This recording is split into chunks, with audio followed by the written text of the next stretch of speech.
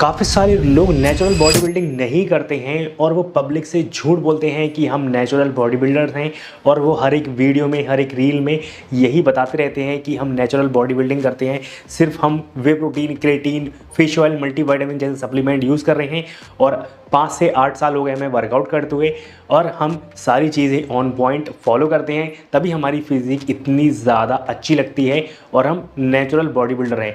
तो परेशान होने की ज़रूरत नहीं है। इस वाली वीडियो के अंदर मैं आपको बताने वाला हूँ कुछ ऐसे बड़े बड़े पॉइंट्स जिससे हम एक अंदाज़ा लगा सकते हैं कि कोई भी इंसान बॉडी बिल्डर नेचुरल है या नहीं है, या फिर वो कोई भी स्टफ़ यूज़ कर रहा है, कोई भी स्टेरॉइड या फिर कोई भी सामान यूज़ कर रहा है। अगर आप चैनल पर नए हो तो चैनल को ज़रूर सब्सक्राइब करें, फटाफट से इस वीडियो पर एक लाइक जरूर कर दीजिए। तो चलिए बिना टाइम वेस्ट के वीडियो को स्टार्ट करते हैं।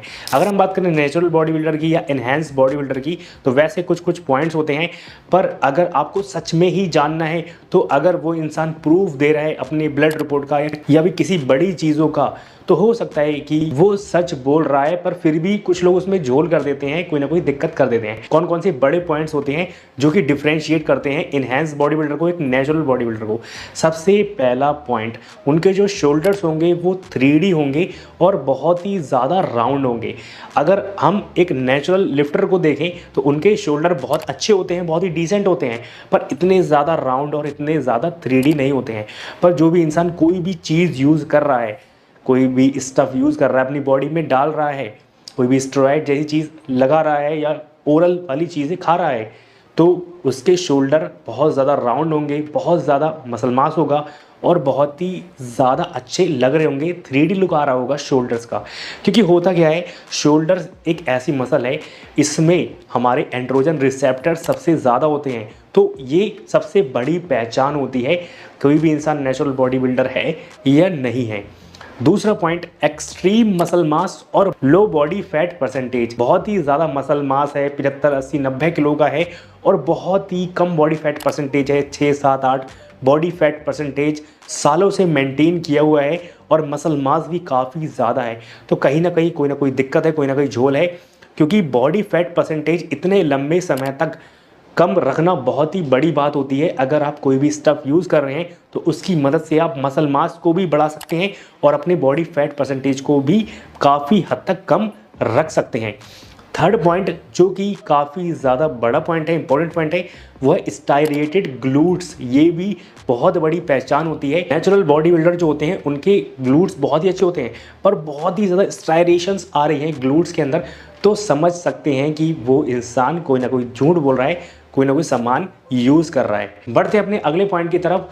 बहुत ही ज़्यादा मसल मास गेन करना, करीब 5 केजी, 8 केजी, 10 केजी तक मसल मास गेन करना बहुत ही कम समय में, मतलब 2-3 महीने के अंदर बहुत ही ज़्यादा एक्सट्रीम मसल मास गेन कर लेना।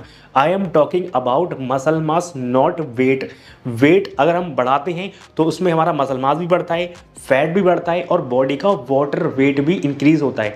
पर अगर हम सिर्फ मसल मास की बात कर रहे हैं यहाँ पर, तो कोई इंसान ने अपना इतना ज़्यादा मसल मास गेन किया है 2 से 3-4 महीनों के अंदर, तो कोई ना कोई उसने यूज़ की है चीज़ें। वैसे तो जो बिगनर बंदे होते हैं वो भी काफ़ी अच्छा मसल मास गेन कर लेते हैं, पर इतना ज़्यादा मसल मास गेन करना वो नेचुरली पॉसिबल नहीं है।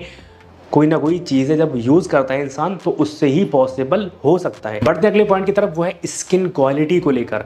जो भी लोग पीईडीज यूज़ करते हैं, मतलब स्टेरॉइड वगैरह यूज़ करते हैं, तो उनकी स्किन क्वालिटी नेचुरल लोगों से अलग होती है। जो नेचुरल लोग होते हैं उनकी स्किन क्वालिटी बहुत ही बेटर होती है, बहुत ही अच्छी होती है। और जो भी लोग कुछ ना कुछ यूज़ कर रहे होते हैं, उनके चेस्ट पे आपको दाने मिल जाएंगे, या फिर बैक पे उनके एक्ने होंगे, बहुत ज़्यादा दाने होंगे, या फिर उनको हेयर लॉस की दिक्कत होगी। तो इससे भी आप एक अंदाज़ा लगा सकते हैं। अगर किसी भी इंसान के पीठ पे, बैक पे बहुत ही ज़्यादा दाने रहते हैं, तो समझ सकते हैं कि कोई ना कोई इंसान वो यूज़ कर रहा है चीज़ें और आपसे झूठ बोल रहा है। बढ़ते हैं अगले पॉइंट की तरफ, वो है स्ट्रेंथ लेवल्स को लेकर।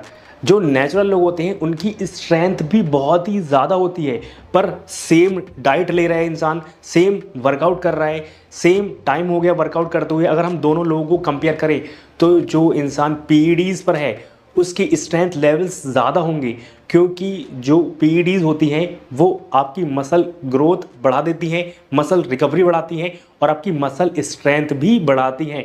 तो जो नेचुरल बंदा होगा उसकी भी स्ट्रेंथ बहुत ही अच्छी होगी, नो डाउट, पर जो लोग यूज़ कर रहे होंगे चीज़ नेचुरल बंदे के कंपेयर में काफ़ी ज़्यादा होगी। तो ये कुछ ऐसे पॉइंट्स थे जिससे आप पता लगा सकते हैं कि एक नेचुरल बंदा कौन है और एक इन्हेंस बंदा कौन है, कौन पीईडीज यूज़ कर रहा है, कौन सामान यूज़ कर रहा है। वैसे तो बहुत सारे लोग यूज़ करते हैं और आज के टाइम पे झूठ बोल देते हैं कि हम तो कोई भी चीज़ यूज़ नहीं कर रहे हैं, हम सिर्फ वे प्रोटीन क्रिएटिन जैसी चीज़ें लेते हैं। पर आज के टाइम में बहुत सारे लोग इन चीज़ों में फंसे हुए हैं, उनको लॉन्ग टर्म में काफ़ी ज़्यादा दिक्कत देखने के लिए मिलती है। और कोई भी बॉडी बिल्डर कोई भी चीज़ें यूज़ कर रहा है तो वो अंडर गाइडेंस लेते हैं। अगर आप उनके इन्फ्लुएंस में चीज़ें यूज़ कर रहे हैं तो आपको बहुत बड़ी समस्या और दिक्कत हो सकती है। जो बॉडी बिल्डर्स होते हैं वो अपना रेगुलर चेकअप करवाते हैं, वो किसी न किसी की गाइडेंस में होते हैं, प्रोफेशनल कोच होता है जो उसकी गाइडेंस में रहते हैं। अगर उनको कोई भी दिक्कत होती है तो उसको वो ठीक कर लेते हैं, मेंटेन कर लेते हैं।